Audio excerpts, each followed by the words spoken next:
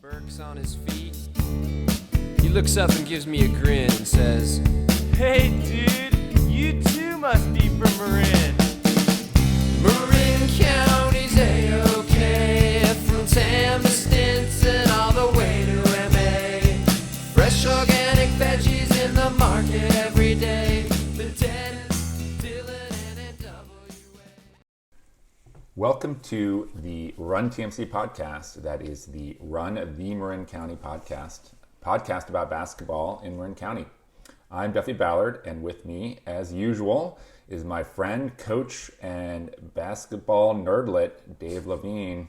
Good morning, Dave. A nerdlet. Hello, Duff. We're in a new location. We're constantly mixing it up. So we are in my kitchen today for this. So that's very exciting. But we do have iced coffee, or at least I have iced coffee in my mug. What do you got? We're being chased around by paparazzi, Dave. Like it's hard for us to find a safe spot without being distracted. It's like Taylor and Travis. You know, we can't find any peace. But that was a pop culture reference, Duff. Travis, is that Jason Kelsey's brother? Yeah. Yes. Okay. Exactly. He hosted Saturday Night Live. That's all I know about him. I don't know anything else. All right, Dave. What do you got for us? So, Duff, we're episode 9, which is fantastic. We have a great interview today with Michele Smith. We'll get to that. But a fun weekend. So this was the weekend where a lot of high school teams had their first scrimmage. High school teams are permitted 24 live games and 2 scrimmages. So 26 touches, as they say. So we had our first San Domenico girls scrimmage. Was great with our friends at Archie Williams. And then one funny story from this weekend is I actually went to see the San Domenico boys scrimmage against our friends, the Marin Catholic boys. Unfortunately, Coach Saya was out sick, but it was a really fun scrimmage to watch at MC. And as I'm watching, I had 2 different people approach me. One was, shout out to Alon Rodham, great guy, who I had not met before, actually. He came and introduced himself and told me he's a listener and a fan of the podcast. His son Lucas is a really good player, 8th grader, one of the best players in the county. They listen to the pod. So, Alon, thank you for introducing yourself and saying hello. Alon, pretty good player, too. He's got a nice lefty release. There you go. You can tell. And Lucas is super fun to watch. As an 8th grader playing against high schoolers, and he holds his own. It's really awesome. And then Bob Donlin, who has come up a lot in discussions, actually in future episodes. There are interviews that we've already banked. Bob was a fantastic player at Marin Catholic and a great coach in his own right at Branson, was an assistant for Jonas, and then was head coach at Branson for a couple years. I had never met Bob. I've known of him for years. He could not have been nicer. He came up to me, and he was trailed by 2 of his 4 sons. I think they were like 8 and 7. And Bob said, "Hey, I love the podcast, and my son wants to say something to you." And his young son said, "I like your podcast." So thank you, Bob, for saying hello. And it's just cool to hear little kids who are aspiring hoopers are listening to this too. Our next order of Run TMC podcast t-shirts, we might have to get some kid sizes mixed in. We probably should. Because I've had a few, I told you this, I've had a few kids at like CYO evaluations came up to me and said, "Hey, I like your podcast." So thank you for listening, everybody. We really appreciate it. It's been super fun. We do. And to reward our listeners, we are accelerating our releases this week. Dave, last week, so we had 2 this past week, and this week 2 more, just to get everyone excited for the season. Also because we've done a lot of interviews, Dave, and some of them are not so evergreen in terms of content. So we're just trying to get them out there. We have a bunch banked for later into November, December. A lot of great interviews, but for these 2 weeks, accelerating our releases. So make sure you keep up to date, that you are checking out our Insta, that you're on the runtmcpodcast.com. And if you want to be part of our Google group, you can email us at the runtmcpodcast@gmail.com, and we'll get you on the mailing list. Sounds good. Duff, you were going to address another minor rule change this year in high school basketball. Yes, we're going from the broad to the specific here, Dave. This actually came up in one of our practices, and I still don't completely understand this rule. So any listeners out there, there's sort of one fine point on the rule that it would be helpful to have clarification. I sent a note to our friend Daryl Rory. As you know, Dave, he's an official, waiting to hear back. But anyway, Rule 933 establishes that a player may step out of bounds without penalty unless they are the first player to touch the ball after returning to the court. So the rationale is it allows the player to step out of bounds if they gain no advantage and penalizes the team only if they gain an advantage by leaving the court. So that makes sense. But what I wonder, Dave, is if you are, say, for example, you're inbounding the ball and there are these plays where you have one person's inbounding the ball under their own basket and another person steps out of bounds and takes a pass. The pass is out of bounds. And then the first player steps back into the court and receives the first pass. Would that be a violation? Well, that situation only happens after a made basket. Correct. Right. And I do not know the answer to your question. We need an official. So Daryl, get back to us. Paging Daryl. You know what? To be fair, Daryl's probably inundated with texts and voicemails after his amazing performance on our podcast, episode 8. If you don't get back to us, we might have to go back to Coach Saya to ask him. Yeah. But yeah, Daryl's probably got a lot of media events that he's having to tend to. I mean, this is a massive podcast. So yeah, no, that's an interesting one. Let's get some perspective from our listeners on it. Yeah. All right, Dave. You know what time it is? It's time for sponsors. Sponsor time. Okay, you're first. I'm first. So Karen Horstmeyer, are you ready to sell your home or know someone who is? Karen brings the same expertise, strategy, and commitment to every real estate transaction as your trusted real estate advisor. She will create a winning game plan for purchasing and or selling your home. Karen is fantastic. We actually just interviewed her. That episode will be coming out soon. An amazing basketball career and just a fantastic real estate agent. I love seeing on her Instagram and Facebook. She's often, having dinner with clients. She takes a real interest in her clients and does such a great job for them. So call her today, 415-794-4311. Thanks, Karen. On to you, Duff. Yeah, great interview with Karen. And, not to preview too much, Dave, but she went to Redwood High and never played basketball before. She was convinced that she was going to go to UCLA on a tennis scholarship. And she ended up a basketball legend. I think we might have concluded she's actually an icon. She's an icon in the Marin Athletic Foundation Hall of Fame, in the Redwood Hall of Fame, in the Santa Clara Hall of Fame, blah, blah, blah. I mean, just incredible player. And yeah, didn't play basketball until her freshman year. Yeah.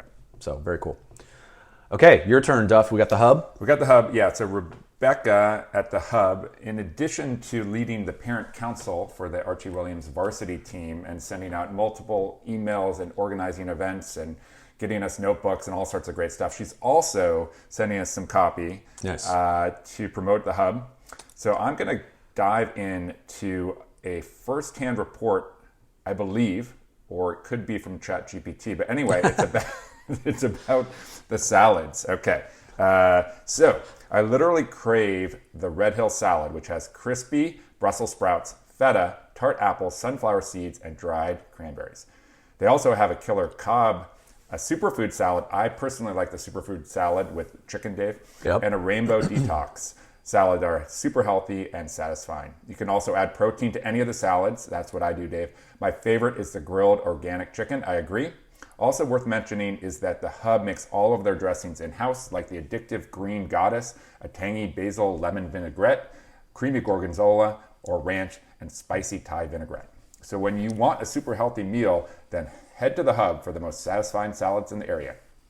Warning, you might get cravings between visits and you might get healthier in the process. The Cobb, I believe, is keto. I think that's right. It's really, really good. So thank you, Rebecca and Jerry. Support the hub, listeners. Next up, Duff, we've got... so given our guest today, Michele Brovelli Smith, is the athletic director at Novato, we wanted to give a quick nod to the Novato teams. We are still looking for correspondence, right, Duff? But Duff, what do you have on our Novato teams, boys and girls? I have to say not a lot, Dave, but I was on Max Preps, and so I know they're kind of in the rebuilding stage, but they're some talented players, in particular Josh DeVore for the boys team. He's 6'7". We are pretty sure that he's in the recruiting mix. He is, for sure. Yeah. I saw him a little bit last year. He's got some skill, similar to his dad, who was a great player who could play inside, outside at Drake in the early 80s. We've talked about him before. So Josh DeVore, good player. Coach David Blair. They scuffled last year at 4-21 overall, 4-12 in the MCAL. But they did have a couple of solid wins. They were competitive in a lot of games. They beat MC. They beat San Rafael twice. So we'll see. We'll take a look at them this year. Haven't seen them yet. We would love some correspondent help. Yep. And then on the girls' side, 7-19 last year. Didn't win in the league. And we don't really know a lot about the team. Michele Brovelli talks a little bit about them in the interview. But if you know the team, if you're on the team, if you're a journalist at Novato High, get in touch with us. And we'd love correspondence. Yeah, just on that front, our friend Zach Wally at Archie Williams, the girls coach there, came up to us and said, there's a girl on our team who is interested in journalism, and she works for the school newspaper, and she'd love to be a correspondent. So that's a great extension of, so if you have kids, coaches, if you're out there and you have kids who are interested in journalism, working for the paper, as Duffy just said, perfect opportunity to be a correspondent for us and just give us some information so that we can be up to speed. Duffy and I, while we would love to go to every game, we can't. Right. So it would be great to get info. We do like to write letters of recommendation too. Absolutely. Just a hint.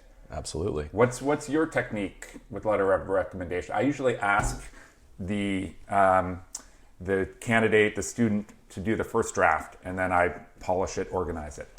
Well, it's like a review process at a company. Sometimes companies encourage employees to write their personal review, and then the manager will take that and use that. So same idea. Yeah. Okay. Yeah. Keep it in mind. All right, we go on glossary now, Duff? We're going glossary. You get to go. You're going to travel. We're going to do international travel for today's glossary. We are going to España. Yeah, so glossary, we're back to the offensive side of the court, Duff, which is what you like because you're a good shooter. I'm not, but you're a good shooter. So the glossary item this week is Spain action. Spain is a very nice action. I love it when I see teams run this. So the way it works is it involves a ball screen in the middle of the floor, typically a few steps outside the three-point line, so way outside, with a big, so a 4 or a 5, setting a ball screen for the point guard. So let's imagine the point guard dribbling up maybe on the left side. The 4 or 5 comes and sets a screen at the top of the key above the three-point line for the point guard. The point guard goes left to right and uses that screen. Right as that happens, another guard, it's got to be a 2 or a 3, comes up and sets a back screen for the big player who just set the screen for the point guard. So the point guard comes off the ball screen, and then the screener receives their own back screen from a guard and dives to the basket. So what this does is it sets up mismatches if there are switches multiple times, right? So really you got 3 things that could come of this. 1, if you have a really good point guard using that first ball screen in the middle of the floor, that can create an opportunity for that point guard to get downhill and go to the basket. That's 1. 2, the big, after setting the screen, receives his or her own back screen and dives to the basket. You can get a layup or a lob there. That's number 2, and that's probably the most common result of this one. And number 3, the guard who sets the back screen, as soon as that occurs, then pops out to the three-point line, and he or she can get a 3, right? So as the defense maybe scrambles and there's a miscommunication and they double the big who's diving to the basket, they want to take away the layup, well, then you got maybe a good shooter for a three-pointer. So again, very common action that we see in the NBA and in college games a lot. I always like it when they run this. Did it originate with the Spanish national team with like Paul Gasol and that era? I think that's where it comes from. Yeah. So yeah, a skilled big who can play outside, dive, finish, but also pop, potentially. Exactly. Yeah. Exactly. Yeah. Good. I like Spain it. action. There you go. I like it. Okay. I got one. Go. All right. So different sport, great sport, not as good as basketball. We know this, but football or soccer, excellent sport. There's been a lot of good television shows recently that focused on it. Of course, Dave, we know Ted Lasso, but also Welcome to Wrexham. Sure. Ryan Reynolds and Rob McElhenney. Yes, exactly. Yep. Anyway, we're pretty much caught up. We watch as a family. And recently in a match, they mentioned down the stretch, it's not crunch time, because we have crunch time, Dave. In soccer, it is squeaky bum time. So, wow. So we might actually, at some point, rename our last segment, but squeaky bum time is crunch time. And just to talk a little bit about the mentality of crunch time, that it is, having been there before, is very important. Confidence and composure. And so to quote from John Wooden, confidence comes from being prepared. And so I think in practice, what you can do, of course, is to run these mini short games, 3-minute games, 2-minute games, situational, down to in the bonus, and make it have something at stake. the losers are going to run or whatever. So that's a way to prepare. Right. But really, probably experience in these games is ultimately the best preparation. It's all about reps. But those are great. And that's a great quote from John Wooden. I find when I played, I struggled with confidence. But when I was in really good shape or had a really good week of practice going into games, basically when I was prepared, I had so much more confidence going into those games. Yeah. So, good one. Good. All right. Do I have time for one more John Wooden quote? It's hard to do just one John Wooden quote. You start looking them up and you're like, there's so much good stuff out there. Always have time for a John Wooden quote. Okay. Go ahead, Duff. All right. Talent is God-given. Be humble. Fame is man-given. Be grateful. Conceit is self-given. Be careful. Oh, so beautiful. Good. Yeah, so good. He's amazing. Awesome. Okay, are we going to get to our guest now, Duff? Yeah. So you do an intro in the interview, but you're going to do a brief intro to the intro. I'll intro the intro. So our guest, Michele Brovelli Smith, one of my favorite people, a fantastic person. Yeah, I go through her background in the interview, so I won't repeat it here, but give it a listen. This is a great conversation. She's so thoughtful and cool and said some really, really great things. So let's listen to the interview, and then we'll come back with some thoughts afterwards. That sounds great, Dave. Well done. All right, we're going. Hi, Michele. Hi, Dave. How are you? Nice to see you. Nice to see you. It's been a while. So our guest today is, so her maiden name is Michele Brovelli. Her married name is Michele Smith. She is a Marin legend. We're very honored to have her. So Michele, I'll do a quick background on you so our listeners get some sense. So you grew up in San Diego early years, right? Mm-hmm. And then moved up to San Rafael. Michele's dad, Jim, played college basketball at USF, was a great player, and then had an amazing career as a college coach. He coached at University of San Diego for years, in kind of mid-70s to 80s, right? Yep. And then moved up to USF and coached at his alma mater at USF for 10 years. And then he embarked on a career as an NBA coach, assistant coach. He was a head coach for a bit. He coached in the CBA. He's been a scout. So Jim Brovelli's a Marin basketball icon, and he's got two amazing kids, Michele and her brother Mike, who both were awesome basketball players. So Michele, after they moved up to San Rafael, she became a multi-sport star at San Rafael High. She's a proud Bulldog.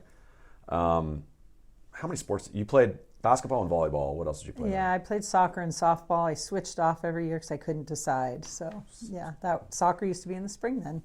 That's right. Those good old days when you could play both soccer and basketball. Yes. But then you focused on basketball and volleyball, and then went to University of San Diego, where your dad used to coach, and you played basketball and volleyball your freshman year, right? Correct. But then stuck to basketball. My basketball coach had a long conversation with me about that. We're going to get into that.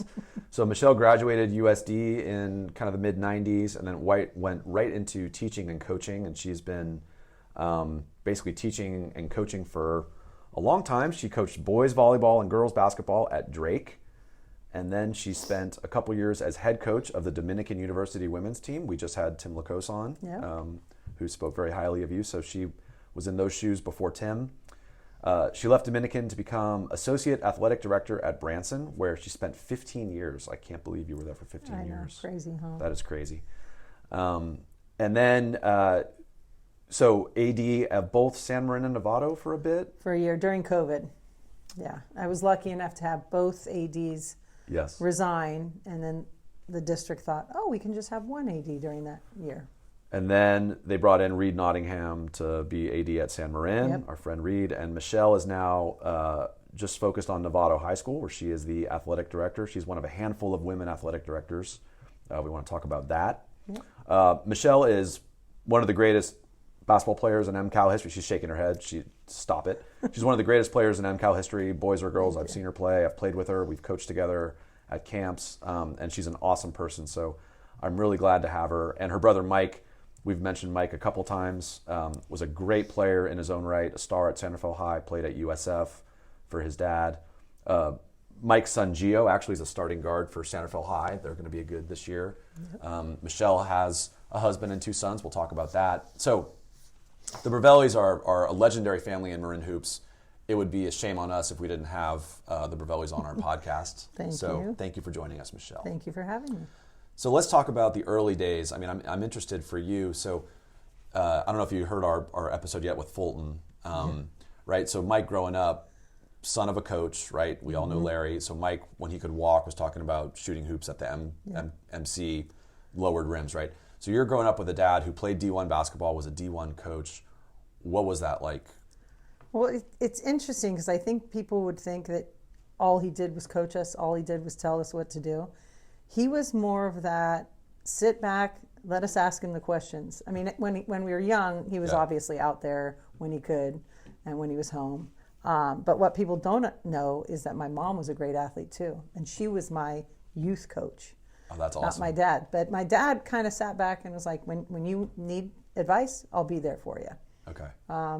And growing up through high school, when he could come to the games, I think the hardest part, he'd sit on the upper bleacher and he'd cross his legs, but when something went wrong, he'd uncross them and cross the other one. Uh-oh. And we'd always know that's when, now he's watching and seeing something that we didn't do right. But he was pretty quiet, So he didn't. So your mom, so at CYO or whatever, youth basketball, San Diego and San Rafael, your mom was your coach? Yes. Yeah. All the way through 8th grade CYO. She was my coach. Were you St. Sylvester's? I was St. Sylvester's. Me too. Yeah. Awesome. So age difference between you and Mike? Mike is 2 years older than me. Okay. So as a kid, are you playing one-on-one against Mike? Yes, we did a little bit. Did you ever beat him?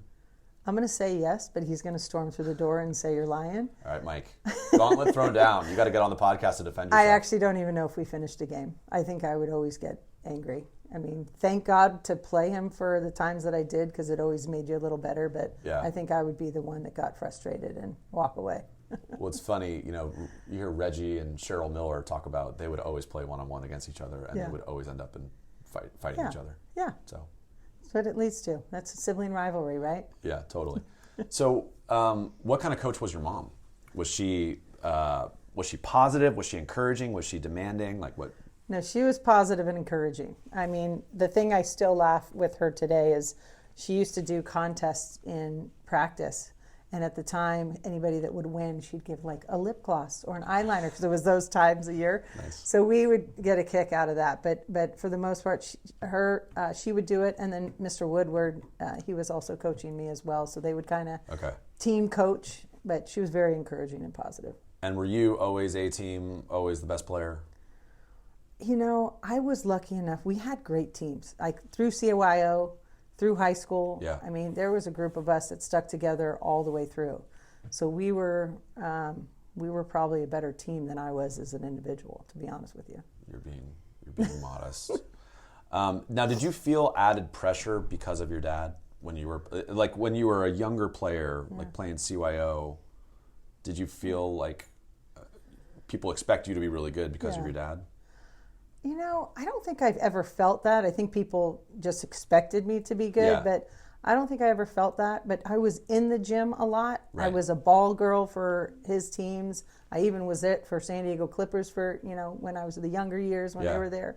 So I was around the game a lot. And so, you watch it and you learn, and then you got the ball in your hands. So it came naturally.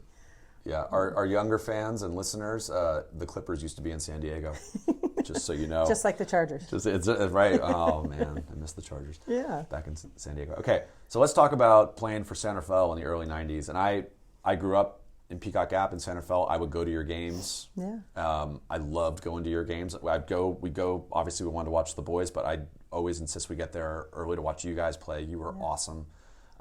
Talk about playing for San Rafael in the 90s. What was the MCAL like? Well, it was pretty competitive. I mean, there were kids from a lot of different schools that you always had to focus on and get ready for.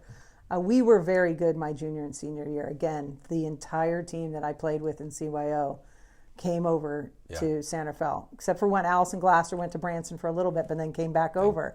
Then we, got everybody back again. So our junior and senior year, we went through MCAL and won MCAL both of those years. Okay. And did you have other college players besides you on that team? I did. I had Dana Moore. She went to Princeton. Of course. And her brother, Chris, we just interviewed Dave Dineen. I think that episode is coming out soon. So Chris Moore was a great player for the boys' side, and Dana, I remember watching Dana play. Yeah. Yeah. So Dayton was great to play with. Yeah, that's fun. Who was your coach? My junior and senior year, it was Mike Diaz. Mike Diaz was a very well-known high school player out of Fairfield. He went to Armio High School. Yeah. He broke a game record and scored 64 points in one game. Went on to Cal and played for Pete Newell there. Oh, wow. And so he came in and took over the team when our former coach walked away. And that was such a blessing because he knew so much about the game and brought so much energy to us. And I think that's why we put it all together. Yeah. So you guys had a lot of talent. Was he kind of hands-off in the way he coached, or how would you describe his coaching style? You know, he was gentle, I should say. We had also Maureen McGrath. Yeah. And she was always tough on us, and she's like, you're being too easy on him. But I think he was the coach that kind of knew when things were going well, he just kind of let us go. He had his certain offenses, and he had his 1-2-2 defense, Yep. zone defense that we ran every single game, and we would not stray for it, and he stray away from it. And he made sure we were in the right spot all the time. Love it. So how far did you guys go?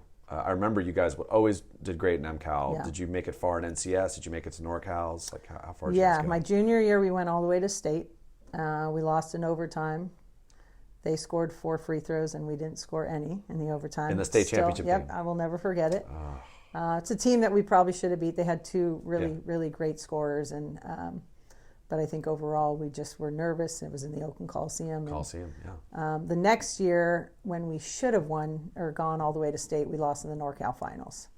And I think, you know, my coach to this day, I have coffee with him every Sunday when he talks about our teams. My junior year, we were the 8th seed and we had to go to Bear River. And Bear River was the top team, and playing through the playoffs, it was a tough game every time, and it prepared us going to state. Yeah. Our senior year, we were ranked really high, and we just kind of walked through everybody. He's like, we just weren't prepared for that close one when it came down to it. You know, it's interesting when you watch college basketball. I always have this feeling, and I think it's because Honeck told me this one time. When you see really good college teams that lose a game late in the season before the tournament, great, that's good. Yep. Like it's good to have those kind of experiences, right? Like that famous when Duke beat UNLV, it's a shocker, right? UNLV hadn't been tested that whole year, right? And then finally have a close game and you're not used to it, right? So that's interesting. And I think that's a big experience going into playoffs. Yeah, absolutely. I forgot you guys went to state. Yep. Playing in those big arenas, our San Domenico girls, we just lost in the state and we just couldn't shoot in the Golden One arena. It's a different thing than shooting in the really San Rafael different. High gym. Yeah, right? we did not shoot very well either. Yes, yes. All right, so let's talk about your recruiting journey as a player. So your team's really good. You're a stud. Are you getting a lot of interest from schools? I was getting some interest from schools. Those phone calls, the once a week phone calls that were the most awkward calls that you get. A lot of WCC, few Pac-12, but mostly it was Santa Clara and USD it came down to. Okay. And I had shut down a lot of other schools outside of California. Yeah. I was talking to Duke early, and then I was like, I don't want to go to a big school. I did not do my research when I was in high school. And that's probably one thing I probably should have done as a player. Although I was really happy at USD, do your research so you know what you got. But I don't think I really wanted to go out of California anyway. Yeah, and so I was going to ask you, like in hindsight, if you could do it again, would you have approached your recruiting process differently? Yeah, 100%. I think it's important that you make sure you research the schools, what it offers. Do they have your major? Yeah. What kind of campus is it? What's your team like? What's your coaches like? Right. All of that.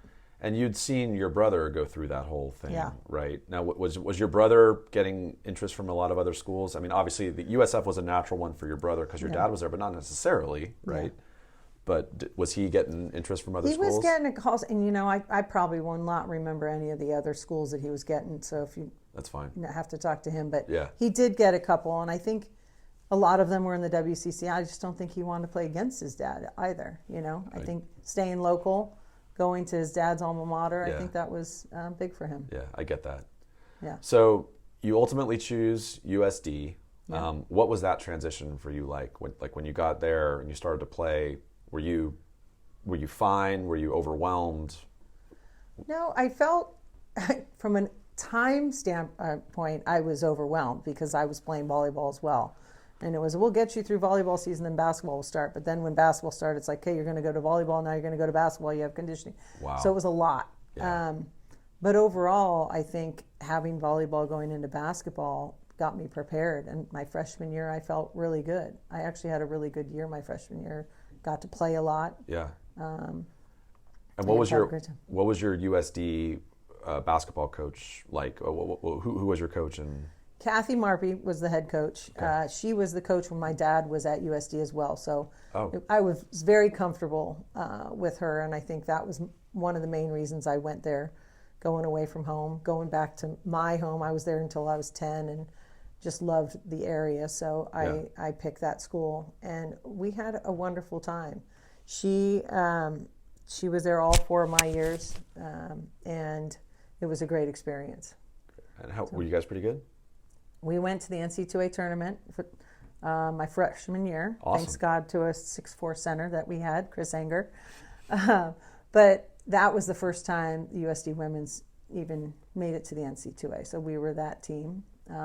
After that, we didn't make it, but we were middle of the pack the rest of the years. Yeah. Did you have fun? I had a great time. Great teammates. Great time at school. So we've talked a lot, pretty much every episode, about how the game has changed over time, right? Watch basketball today, it's a lot different than it was 30 years ago when we were playing. So do you think you would be a different player in today's game? Because you were a good, what'd you play in college? Like kind of a 3-4? Well, it was interesting. I was recruited as a 3. And then my freshman year, I stayed as a 3. But when Chris graduated, our post play kind of went down. So my coach kind of started to push me down into the post play. And I was a really small. How tall are you? 5'10". Yeah. So I'm going up against 6'4", 6'5", women, and it ended up working out. I kept telling people I'm going to use my speed. I can't out physical them. So right. So I ended up getting a lot of steals that way, trying to get out in front of them. But they got the ball; they're shooting over me. Yeah, and you weren't shooting a lot of threes, right? Or did you? No, I didn't. No, we didn't really have it a lot, did we, in high school? I think it was Dineen and I were just talking about, like, when your brother would shoot threes, like that was a really big deal. Like, whoa, someone just hit a 3-pointer. I mean, now it's like your brother and I were watching his son play yesterday in an AAU game against Branson, actually. Literally every possession, there's a 3. Yeah, absolutely. Or a layup. It's threes or layups. That's the game. Completely different game. It has changed the game. Yeah, and I remember you were great mid-range. I mean, you had the 15-footer. You were deadly. I remember playing against you. It was annoying. Okay, so you got out of college. Now you got to be an adult, Michele, and you go into coaching. And so what's it like for you? And again, I go back to legendary dad, college coach, NBA coach. Now you're going into coaching. Did you feel added pressure there, or? No, I really didn't. I think I knew I wanted to do it. Yeah. I loved the game. And I think that just watching it from a young child growing up, I learned a lot from him, and I learned a lot from the other coaches around. Sure. What to do, what not to do, kind of thing. Yeah. And I made a lot of mistakes. Don't get me wrong. I think all coaches do, but you learn as you go. And he was always supportive of me. My mom was always telling me what I needed to do as well. So yeah. What was it like for you coaching? So you coached boys volleyball at Drake. We started the boys volleyball program when I was at Drake. Yep. What was that like? It was entertaining because it wasn't serious at all. It was a group of just crazy young boys that just wanted to start a sport, and they knew I had experience in volleyball, so we just had fun with it. That's great. Much different than basketball, which was very serious. 5 days a week. Right. You're in there for 2 hours. You're focused. But it was a lot of fun. How were your the girls Drake teams that you coached? How were those teams? I had pretty decent teams, actually. I came into a very talented team, and I don't remember why the coach left, but when I came in, I looked at him and I said, "Wow, got some talent. We've already got some talent here." Yeah. Ange Granucci was on my team. Oh. So talk about a big, basketball family. Sister of John Granucci, episode 2. Yeah. John said he was the worst of the 5 Granuccis. I don't know. They're all amazing players. Yeah, they are all amazing. They were all great, but Ange could really play, I remember. And then I had Meredith as my assistant. That's right. I was actually, as one of my questions for you is because I think I remembered that Meredith was your assistant. Yeah. How do you go about picking assistant coaches? Well, in high school when I first came out and started coaching at Drake, it was just whoever was there. Who's available. Meredith was yeah. Jennifer Manfredi was a PE teacher there, and we just were like, this is great. Here's our connection. Let's do it. Yeah. When I went to Dominican, it was a little different. I wanted to find somebody knowledgeable. I always like having somebody on the bench that was more knowledgeable than me or is not going to be afraid to question me. I don't want somebody to just be like, I'll do whatever you say, Michele. Right. So I went to Dominican. I got Jeff Stanley, who was out of Petaluma. Sure. And he was a defensive-minded coach, and he would always, question me if there was anything that came up, and he was out there coaching, and I'd feel comfortable, give him 100%, of the practice or the drill, and would not hesitate. And I loved having coaches like that. So if you have that opportunity to pick those coaches, make sure you pick somebody that, where your weakness is or where they're going to actually, talk to you about, oh yeah, what about doing this? Absolutely. Not just be a yes man. Right. Yeah, it was interesting because I'm always fascinated by how people go about choosing coaches, right? I mean, even go back to our mutual friend Steve Lavin, right? When Lav got the UCLA job and he chose his assistants, it was all the Lavin camp people, coaches. right? It was Pat Sandel and Jimmy Sy and Steve Spencer, amazing coaches, but they were all kind of young, new to the college game coaches, right? And they did great and they had amazing talent. It was interesting. I was wondering, all right, should you have those guys and then maybe have somebody with gray hair in addition on the bench that's been around for a while, right? And then you see later on when Lav was coaching, he had Gene Katie and some other people come in and be his assistants, right? Yep. So it's just kind of interesting. No, but when you look at that staff, though, you have Jimmy Sy, who's great offensively, Steve Spencer, great defensively, Pat Sandel defense. Unbelievable. I mean, just overall, the knowledge of the game there is pretty unbelievable to have on your bench. That's a great point. Yeah, the different skill sets. Yeah, absolutely. What were you like as a coach? Like, were you demanding? Were you positive? Were you energetic? Were you calm? What was Michele like roaming the sidelines? Probably, I was energetic. I was demanding. I know that I scared a couple of girls away at tryouts, and a couple girls thought, oh, I'm going to try out for varsity. And the second day they said, that's not for me. Yeah. And they just thought it was a little too much. I was coming off of college. I was really young. Sure. So I was expecting a lot. And but I talked a lot on the sideline, and probably if I look back now, it's probably not the best thing because the girls are all confusing. But, just like hands up, move your feet, not like you need to go here, go to there. But I was energetic on the bench. Meredith was a little bit more fiery than I was, but I don't want to have a microphone on me during a game. I realize I talk so much. Do it's you? Like, it's not productive. No, but you just see it and you're like, I gotta say it right now. Exactly, and you get wrapped up in it. But you also have to try and be that calm person when they're coming off the bench when it's down to a close game at the end of the game, and you need to get them to relax and not stress. Right. You got to have that calm demeanor. Absolutely. That's where sometimes your assistants can help you. Yes. Okay, so the transition from coaching high school to then you go to Dominican, what was that like? The best thing about going to college is that you get the time with them. In high school, it's November to March. Don't coach them outside of season, especially when they need the skills they need to get better. But you had limits on you. And you did have limits in college. You had 3 to a workout, but you got them the moment they came on campus. Right. And you got, okay, these are my guards. These ones need to work on this. These ones need to work on this. And then you would set up your skill work in the fall. And that was probably the best thing. Right. Now, you mentioned to me, we were trading some texts, and you said, recruiting. Ugh. So now let's talk about, you're on the other side of the table here, and you're recruiting kids. That's got to be hard. Yeah, I knew I wasn't going to be a salesman coming out of high Right. school and college, and I felt like in college as a coach, that's what you do. You got to sell you got to sell your school, you got to sell your team. Yeah. And it was never me. I just, usually when I would talk to the players, I'd just say, listen, this is what we have. This is who I am. If you want it, cool. Cool, And we did get a couple great players, and, like Katie Christensen went there and did amazing.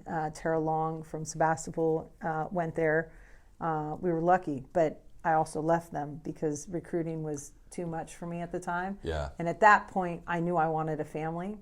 And I remember traveling and seeing some coaches with the baby carriages at the games, and I said, that's not me. Yeah. I don't want that. Yeah. And so that's why I ended up leaving so early. Because if I don't have to recruit, I'd probably coach the rest of my life. Right. In college. Right. Yeah.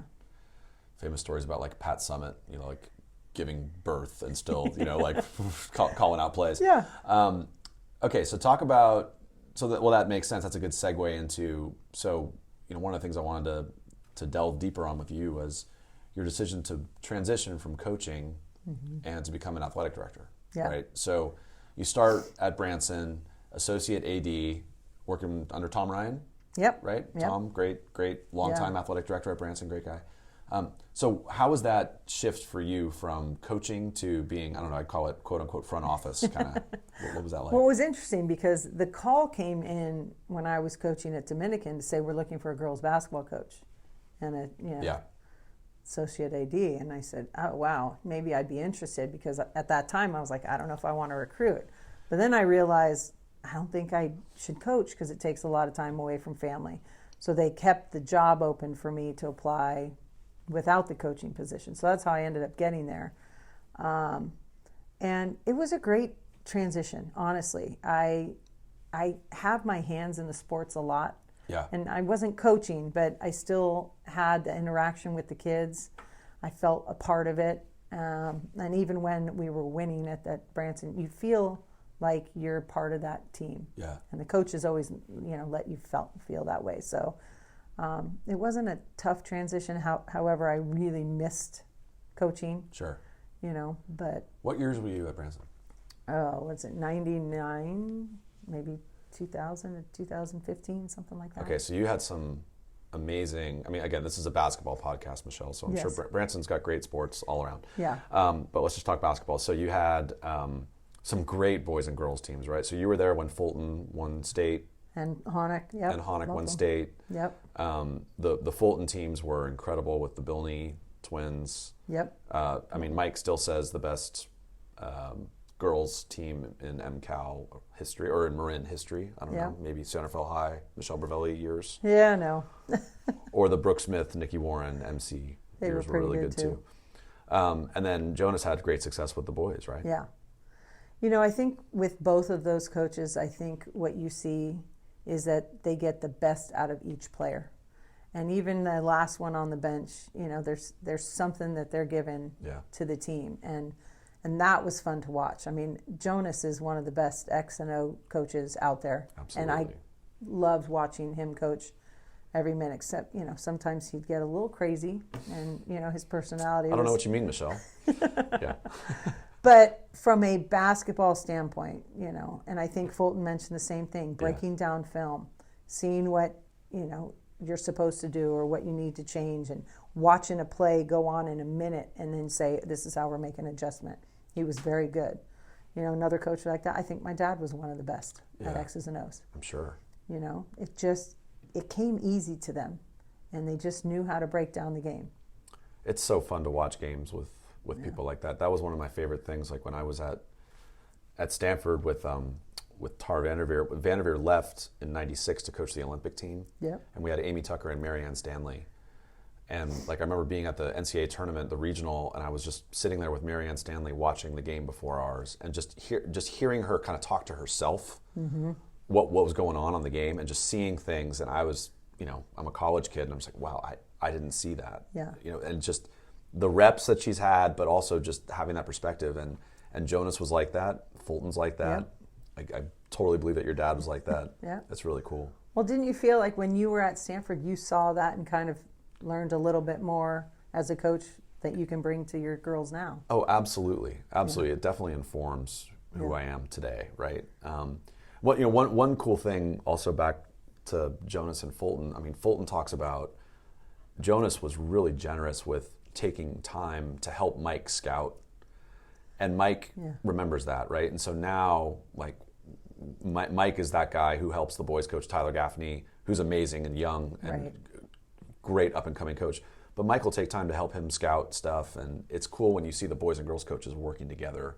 Absolutely. Right? And so as an AD, I think that's probably makes you very happy, right? It does. It does. I mean, you need to have them work together. I mean, you're sharing a gym. You're sharing, sometimes the other facilities, the weight room, you name it. And to not work together in that situation is really tough.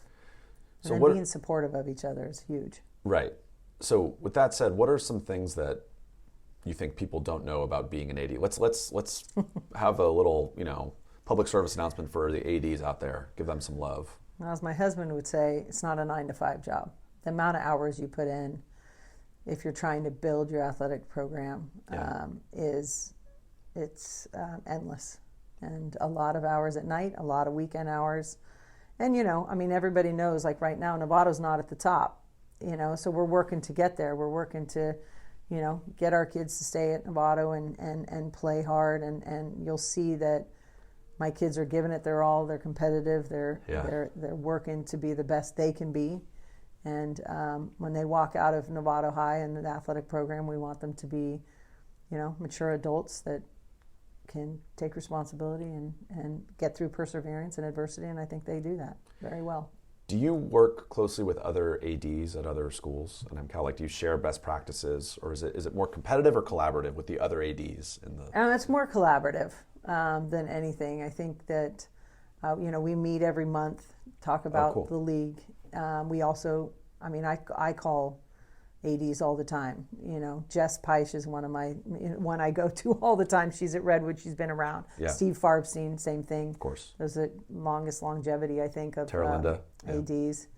But it's just great to know that we have the support and that they're there for you if you need something or a question. And then obviously having Susie and Rich at the MCAL office, the knowledge they have of all the years that they've put in. It's just a simple phone call. Hey, I can't remember this. What is this? And they're there as well. So the support is nice. So can we talk about the MCAL schedule change? How are you feeling about that? I'm bummed, Michele. But I'm sure there's a good reason for it. But just as a fan, I love watching. So again, to our listeners, we talked about this. Who did we talk about that? Well, Dineen. But the MCAL's changing the schedule this year, so there aren't going to be home and home now. Each team is playing their league competitors just once, right? Yeah. Okay, so talk about what's the reason for this and what are your thoughts on it? Well, let's start by going back a few years when they used to play 4 teams once, 5 teams twice, or the other way around. Okay. That was a tough season for I think it was mostly the boys coaches, but going into playoffs, because are you playing the Bransons twice? Are you playing the Novatos twice? Are you playing San Rafael? And so they never thought that the playoffs were broken down correctly because of that. So then they went back to the double round robin. And the double round robin I love as well because the home and home, and I love the rivalries. Yeah. And then you start getting teams that are ranked in the state, ranked nationally, or trying to push for that. And now they want to travel. They want to go here, they want to go there, they want to play their better competition. And this is not just basketball, volleyball's another one. That's why we went single round there too. And I think that's where they're at the single round because the talent level is, it's way up here and then there's some way down here and then there's some in the middle. Yeah. And they're thinking, let's play teams that are more in our competitive equity kind of level. It's tough to take, though, because I was always an MCAL, and I think that's important. League is important, and it seems like every year we go through this, league is less important. Yeah. And for us, when we played, that was it. I loved playing against the league. The Vandentords, the McAllister, McKnight. You remember all of them. Laura King. You name it. But it's just not the same anymore. Yeah, no, I get it.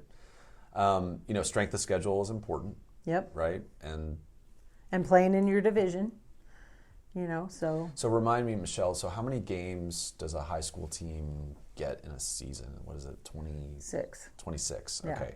So 2 scrimmages and 24 games. Right, so 24 touches, as they say, Yeah. as Mike Sia says, right? So now you think the MCAL has 9, 8? 8. Okay, so you got 7 league games. I guess 8 games, 9 teams. So So 9 8 teams, games. so 8 league games, that's it. Yeah. So you got to fill your schedule and, you're playing preseason tournaments against good teams, or you got to schedule. So it's as an AD Yeah. and as a coach, you got to do your work to get some games lined up now. Right. And it's tough, but our team, we knew we wanted to play San Marin again. Okay. We knew we wanted to play San Rafael again. Yeah. Those are teams that are like us. And then we're playing in a lot of tournaments. We're also trying to find those Division III teams that we can compete against. So when it comes to NCS, we'll have that 500 or above record Right. going into playoffs and qualify for NCS. Okay, let's talk about the Novato Hornets. Mm-hmm. Let's give Novato some love. They deserve it. Absolutely. I was there. I was in your gym yesterday, both gyms yesterday, Yes. playing or coaching and watching games. So let's talk about the boys and girls teams. Why don't we start with the girls? Who's the coach? What can we expect from the girls team? John Ratchin is the coach. He's Okay. been there a few years. Yeah. He is rebuilding our program. We were down and out for a little bit, and we're on the upswing. Great. With some talent. And I'm not going to give you too much of a scouting report because I can let coaches do that on their own. But That's right. But we're excited that the girls are excited for the season to start, and we're hoping to get that So I have one league win. I have a random. I didn't prep you for this one, Michele. So no worries if you don't totally know this off the top of your head. But I'm just curious. So the Novato market, right? The addressable market for you versus San Marin. Mm-hmm. What is the populate? Is it roughly the same population? Our size? demographic is very different than San Marin. Okay. But then also, you also have district lines for Novato and San Marin, but Yeah. with specialty programs, kids don't necessarily have to go to their local school anymore. Okay. And even when we went to school, we didn't, I don't think, Yeah. look around and research to see where we wanted to go. Right. It was public, private, and the public school was San Rafael for me, or private Marin Catholic, or Right. Branson. Yeah. Now it's like, well, I can choose to go to San Rafael, Terra Linda, Novato, San Marin, with all these specialty programs. Totally. And so it really changes the dynamic of where kids are going or what they're doing. Okay. So let's get to the boys. Who's the coach and how's the squad looking? Dave Blair, he's been a coach for over 20-something years. He came out from Philadelphia Yeah. and teaches here. Started up in Point Arena, won some major championships Okay. up there. Nice. Talk about a guy that knows basketball. He definitely knows basketball. We have some talent on our team. And I would say, a lot of people underestimate us, but I wouldn't underestimate us this year. Okay. He's He's don't been take there. us lightly. How many years has he been at Novato? A couple. What is this, his 3rd year now? Yeah. I've seen him coach. I like. He's fiery. Yeah, he's a little energetic. fiery. No, I liked it. I do try and control him too. I feel like I'm back in the Honeck days, Right. a little Yeah, managing. So is that your? I mean, during a game, are you? Yeah. Can you say something, or do you got to wait till the end of the game? Oh no! If it's out of hand, I will say it right away. Okay. And I will just say, listen, we need to calm down. Yeah. But most, I think, ADs would wait. And I know at Branson, there were times where I'd have to tell Fulton a couple times, and he was like, get away from me, Right. And I get it, but as an AD, I want to make sure that we have good sportsmanship. We want to behave properly on the bench, coaches and players. So Michele, to be fair, as his assistant coach, when I make suggestions, Fulton tells me get away from me. So don't feel bad about that. exactly. So female ADs, how many are there in Marin? There's 3 right now. We Okay. had 4. Christina Amorosa went back to teaching from TAM. Okay. But we have Jess at Redwood. We have Frances at Branson, and then myself at Novato. Awesome. So I hope that number keeps going up. Yeah, they did a really nice article on female ADs last year in the IJ. It was really. I remember. Yeah. And that was really cool. Yeah. That's awesome. Well, so you're happy, you're excited.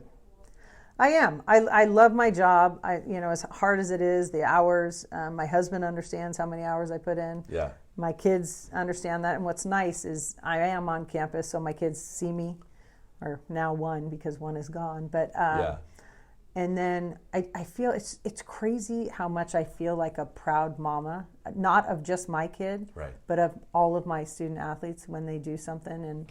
And I think they feel it. I hope they feel that my love for them and their support, my support for them. Yeah. And we're going in the right direction. Awesome. So your husband, I've heard, is a very good athlete. Are you competitive with your husband? Well, it's interesting. He wasn't a basketball player. Okay, so that's probably a good thing, right? Probably. I think he's learned to really appreciate the game. He was a football and lacrosse guy. Okay. He ended up playing lacrosse and rowed in Chico State. Oh, cool. So he did both of those. But we're not competitive a lot. We talk a lot about the game, not just basketball, but all of them. We do, not always agree because he helps coach football and lacrosse, and there's things we discuss. And so from a competitive standpoint, I think we keep that. No intense pickleball matches or anything? No, not yet anyway. Okay, good. We'll see. That's good. And then you have two sons. You mentioned one still at Novato. Yep, Tyler is a junior at Novato. He's a football lacrosse player. Okay, cool. And your older one's at Novato Reno, right? Yep, he's playing lacrosse up at UNR. Awesome. Yeah. Awesome. Got to see him play last week, and it was fun. He's got the Brovelli blood. They're all athletes. Sadly, they both gave up basketball early. Hunter played his freshman year, and then Tyler, his last year was 8th grade. So that's interesting. And they did either of them try volleyball? No, because it's the same season as lacrosse, and I think that they would have if it was a different season. But they love lacrosse, and they're very good at it. So. Lacrosse is a great sport. Lacrosse was a thing when I was growing up, but I feel like it's much bigger now than it was 30 years ago. I mean, a couple of my basketball players that I played with in high school, we didn't have girls lacrosse, but they went on to Cal and Davis, and they ended up playing for the girls lacrosse team up there. So there's a lot of similarities in the game. It's a great sport. But we didn't have it. I think I would have played that sport. Yeah. It was interesting. My daughter, Lucy, my older daughter, who's a freshman at Redwood, she played lacrosse for a couple of years, just like Grizzlies, youth lacrosse, and she was okay. She didn't love it, but it was interesting. Her coach noticed that she was a really good defender, and it's because of help side concepts in basketball. So she understood, all right, the ball's over there, my player's on the other side of the field, I'm going to basically be at the split line, be in help side. Yep. And so it made her a really good defender in lacrosse. So there's absolutely. It's an argument for playing multiple sports, and Fulton talked about this. Michele here. 4 sports in high school, amazing athlete. Playing multiple sports is actually a really good thing. It was very different when we grew up.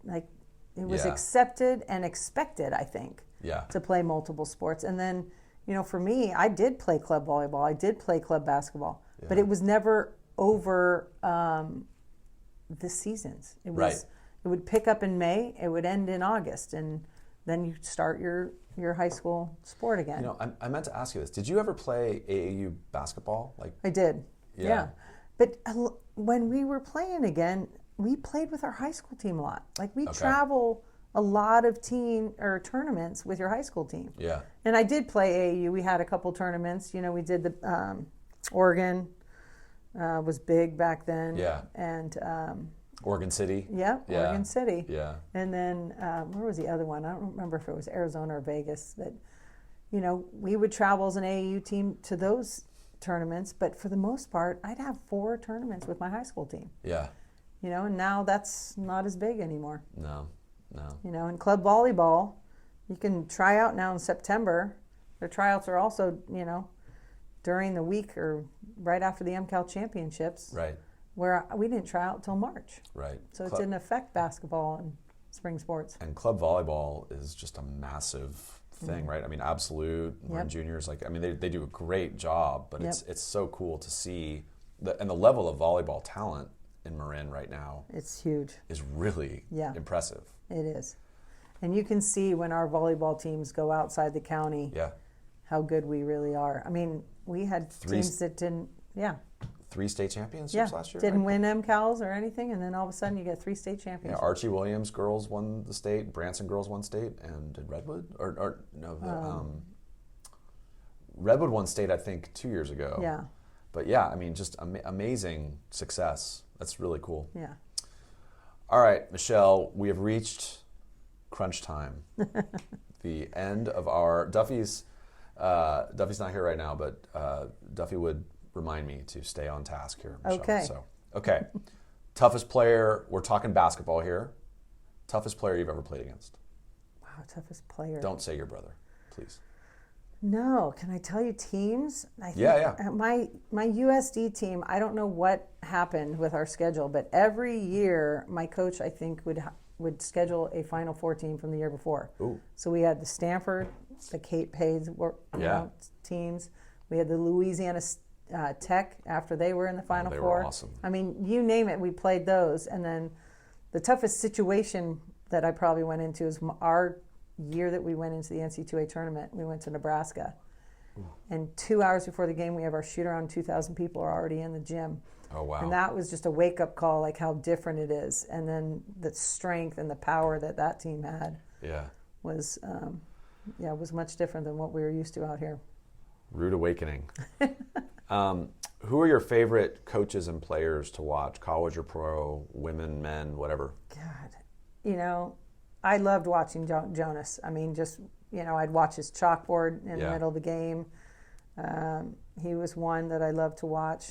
I will watch anybody, and I will learn from them. But my dad, of course, was my number one. He was just so much knowledge and so much experience, and at every level. And how he just knew his players, when to be tough or when he needed to back off. One story I love, if we have time for, is New Year's Day. He had an 8 a.m. practice with his championship team from USD. They won the WCC championship for the first time for USD. And they came in and they were not ready to go. And instead of being a coach that just says, you're not ready, so I'm just going to run you till you die because you guys aren't prepared, he just said, that's it. Practice is over, but I have 2 questions for you. And one is, why wasn't I invited to the party? And 2 is, I want to make sure that you're ready tomorrow. So what do you guys need to do tonight to make sure you're ready tomorrow? And then the next day they had a great practice. That's great. So very mature. I mean, that's a coach who trusts his team. Yeah. Right? And look at what happened. They ended up winning the WCC tournament and going into the NC2A. So that's awesome. Yeah. Very cool. Okay, you have to be unbiased when I'm asking you this question, Michele. Favorite gym in Marin? Honestly, I love Drake. But you know what I think I love Drake about? The old school bleachers. Do you remember that? Oh, They used to come down. I mean, I love the rims too, but I loved playing there. That's my favorite gym too, and I think it's my favorite gym to shoot in. Yeah. All right, what's your least favorite gym in Marin, or worst shooting gym in Marin for you?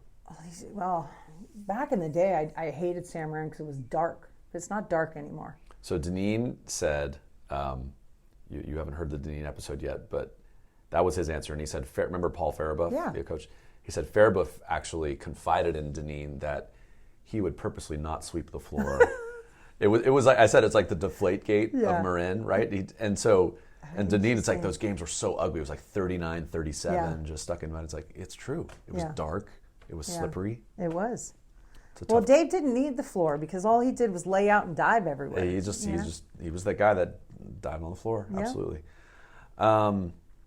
Okay, it's your dream team. You're heading down to play pickup at Novato High School on a Saturday afternoon. Who are you playing with? Well, if we're talking Marin people, I would love to play with the Chavezes. I would have loved to play with Melissa King. I got to play with Laura King in college. Yeah. But I would have loved to play with her, the Chavezes. Just the history behind that family and how good they were. And, I mean, you remember Lavin camps when we used to play. So fun. Those open gyms or open courts after camp and at the night camps were so fun. Incredible. Incredible talent. Yeah. And just playing the game. So fun. The best. Yeah. I would love to play with my brother. Just playing with him. I don't think I ever played with him as well, other than those camps. Your brother was really fun to play with. Yeah. Because I would be when he'd pass. Well, when he'd pass, which was rare. But I just remember like bringing the ball up the court, pass to Mike, 3. I'm like, cool, assist for me. Yes, exactly. So makes you look good. But those were some of the best days. Those Lavin camp days where you ran camp all day and then the coaches got together and played some games afterwards. It was a special thing that we had. We've mentioned Lavin camps a lot. By the way, we've mentioned Buck Chavez in every podcast episode because. So I'm glad that you got him in there. So him coming in the 3/4 PJ pants and his boots to play basketball, and he's still rip goes it up. For 35. Yep. Yeah. But yeah, we were talking about the Lavenkamp days with Chris Ballard because who's Duffy's brother, who's a Sports Illustrated writer, great guy. But he was talking about he went to Pomona with Mike Budenholzer. Oh. Right. Yeah. And I mean, like, I beat Budenholzer in a Lavenkamp game. Like, I'm coaching 8th grade boys against him, and I totally outcoached that guy. Yeah. He went on to be NBA Coach of the Year and win an NBA title. And What happened? what happened to me? I don't know. I'm a lowly podcaster, Michele. All right. Well, this has been awesome. It's so good to see you. So Michele and I have known each other for 30 years because we used to coach camps together. She's one of my favorite people. She's just an awesome person. Listeners, support the Novato Hornets. That's right. Go out. They've got their up and coming boys and girls teams. Yep. And Michele, can't thank you enough for your time. Thank you for having me. Awesome. All right. Well, that was a lot of fun for me. Duff, what'd you think? I thought it was great. I have listened to the interview, Dave. I apologize to Michele. I got called away and I was not able to sit in for the first time in an interview, but it was pretty clear I wasn't missed. I thought it was a great interview, but because in part to penalize myself for double scheduling, I'm not going to have a quick take on this, Dave, and instead we're going to ask friend of the pod and previous guest and all-around basketball nerdlet on steroids, Dave Dineen, to give us his take on this interview. So we're going to get that, and then we're going to have some reaction afterwards. So take it away, Coach Dineen. Duff and Dave, touching base here from Nevada Wolfpack country. A couple of things that I really enjoyed about Michele Brovelli's podcast. Number one, she talked about how her dad would just go to the games, sit in the rafters, and after the game would just go home. He was a Division I head coach. He would never think in a million years to go talk to Michele's coaches about, say, her playing time or her not getting enough touches. So what I'm getting at is sometimes parents want to go talk to the coach about their son or their daughter's playing time. You should really be encouraging your son or daughter to be talking to the coaches by themselves to figure out things. Number two, your transcript always goes hand in hand with your highlight video. So Michele put herself in a position academically to be recruited by schools like the University of San Diego. So if you think you can just skate through high school and get a 2.5 and be recruited by top-notch academic institutions, it's just not going to happen. So that great highlight tape you have, better have a decent GPA to go along with it. All right, guys, talk to you soon. All right. Well said, Dave. I loved it. Here are a few observations that I had on my discussion with Michele, who I've known for a long time. First of all, Michele is just fantastic. She's confident, but down to earth. She's super thoughtful. Just a total stud. I mean, you wouldn't know by listening to her. She was an amazing player and multiple sports. I mean, thrived. Division I athlete in 2 different sports with volleyball and basketball until she focused on basketball. Just really, really talented, but very down to earth and could not be a nicer person. 2, I love that she still gets coffee every Sunday with her high school coach. Shame on me for not following up on that in the interview. But I love that, and that just shows you the bonds that coaches and players can have here, almost 40 years after she's out of high school, or 30-something years out of high school, and she's still having coffee with her coach every Sunday.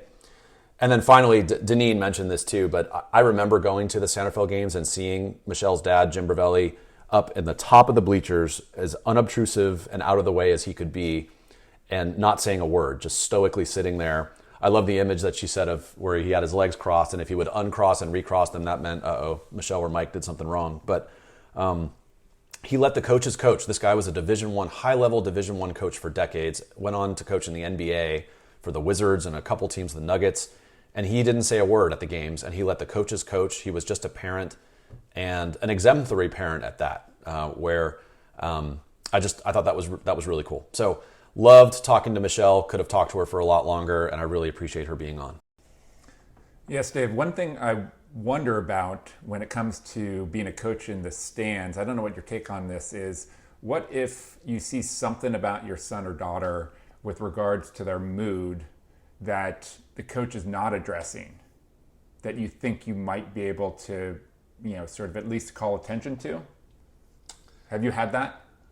That's a hard one. I have, and I haven't always handled it the right way when I watch my daughter play. I'm so used to coaching my kids, but when I'm not the coach and I'm in the stands, I've learned to I think I just have to be quiet and let it go, even though it's hard to do. And Fulton has been helpful for me, and we talked about that in episode 1. That the kid has to have one voice, right? The coach has to be the voice that they listen to. And we've all been in situations, Duff, where we've coached and kids that we're coaching are looking up at the stands at their parents for feedback or coaching, right. And it just doesn't, it's not an optimal situation, right? But sometimes it's really only the parent that can say to the child, looks like you probably need to go to the bathroom and relieve your bladder. True. That could improve your play. True. But yeah, no, I think that's a very good point. And I personally have struggled with that as well this year. Transitioning from having been Holden's coach to not being Holden's coach, it has been a bit of a transition, and it will continue to be, I'm sure. And but it's a great story and a great observation to think about when you're in that situation as a parent/coach. And I really enjoyed meeting Michele. I'm sorry I couldn't sit in on the interview, but it was a pleasure to meet her, and I'm sure I'll look forward to seeing her at basketball events across Marin. And I would be remiss if I didn't have a little poke at her from Carrie Barrett Husbands. Carrie, a friend of mine. Yep. We're going to have her on the pod at some point. Great player in Novato, and then at Cal after that. And she thought it was ironic that you'd ended up a Hornet, Michele, despite the battles that you and Carrie had in your days at San Rafael. So more on that in a future podcast. Now, Dave. Player control. Timestamps. Daryl Rory episode now has timestamps. Thank you. We have a research assistant that's been helping, and so we're gonna add the timestamps to episodes moving forward, starting with episode 8, and then we'll go back in time if we can. So I think was Dan Dibley asked us for timestamps. Thank you, Dan, for that. Thank you, Dan. Comment. So in the show notes, we have timestamps so you can go specifically to areas so people can skip our banter, Duff, and get to the good stuff in the interview. Or they can skip, listen to the intro and skip straight to the outro. There you go. We offer a lot of different opportunities for skipping content. Absolutely. Finally, I don't know, my Chris Paul prediction may be looking a little bit better the last couple days. Yeah, I'm not going to retract it quite yet. It's hard. Fans, we record these, and then there's a lag between when we record them and actually distribute them. And the NBA plays, every other day. So something we could say might be accurate today and will not be accurate in a week. But yeah, the Warriors, as we speak today, have lost 3 in a row. They're now 6-5, I think. Mm-hmm. Still off to a good start. But, the NBA season is long, and there are going to be ups and downs. And don't get me wrong, I'm rooting for Chris Paul and the second unit. They've had a lot of good moments, but they're missing a little bit of scoring right now. Yeah, again, coming back to very sophisticated strategy, it's good to make shots. That helps. There's a ball, and you want to put it in the basket. There we go. Dave, you want to just thank our sponsors and we can sign off? Yeah, love the support we're getting. Actually, Duff, we've got 2 more sponsors that we're talking to right now about signing up in addition to the 4 that we have. So thank you once again to Karen Horstmeyer, to The Hub, to NBBA, and to the Nike camps at San Domenico. We really appreciate your support. Yep. Thank you to the Skaggers. Skaggers. Yep. All right. We'll talk again soon, Dave, I'm sure. Sounds good. Thanks again, Michele. Great discussion. This has been the Run TMC Podcast, a podcast about basketball in Marin County.